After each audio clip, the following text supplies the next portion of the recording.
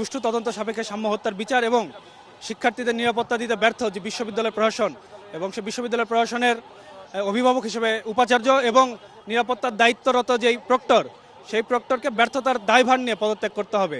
আজকের সমাবেশ থেকে আমরা এই দাবিটি করেছি এবং অতি দ্রুত সাম্য হত্যার বিচার করতে হবে এবং ভবিষ্যতে যেন কোনো শিক্ষার্থীকেই এবং কোনো রাজনৈতিক কর্মীকেই যেন এই ধরনের হত্যাকাণ্ড না ঘটে বিশ্ববিদ্যালয়ে, আমরা সেই দাবিটি আজকে এখান থেকে করছি। প্রথমে হচ্ছে যে আমরা বলতে চাই যে বিশ্ববিদ্যালয় একটা জ্ঞান চর্চার জায়গা হওয়ার কথা ছিল এবং একটা মুক্তবুদ্ধি চর্চা এবং একটা গণতান্ত্রিক পরিবেশ হওয়ার কথা ছিল, কিন্তু আমরা দেখছি যে বিশ্ববিদ্যালয়ে সেই চরিত্র তার হারিয়ে ফেলছে।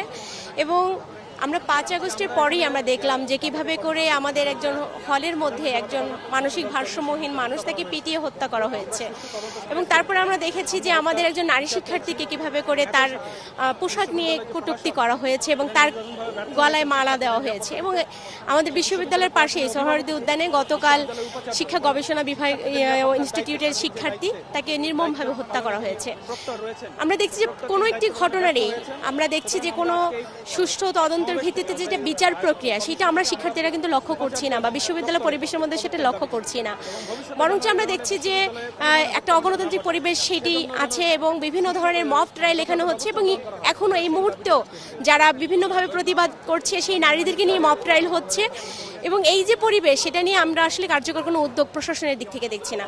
ফলে আমরা বলতে চাই অবিলম্বে এই সাম্য হত্যা সহ বিগত দিনের যত হত্যা আছে বিশ্ববিদ্যালয় ক্যাম্পাসে তার বিচার এবং বিশ্ববিদ্যালয়ের শিক্ষার্থীদের নিরাপত্তা দান করতে যে ব্যর্থ প্রশাসন তাদের দায় গ্রহণ করে তাদের সেই পদ থেকে সরে আসার আহ্বান জানাই। আমরা তাদের পদত্যাগ দাবি করি। আমাদের দাবিগুলো যদি না মানা হয় আমাদের পরবর্তী পদক্ষেপ এভাবে আমরা আন্দোলনের মাধ্যমে চালাই। আমাদের আন্দোলন আরো গুরুতর হতে থাকবে, আমরা সংখ্যায় আরো বাড়তে থাকবো।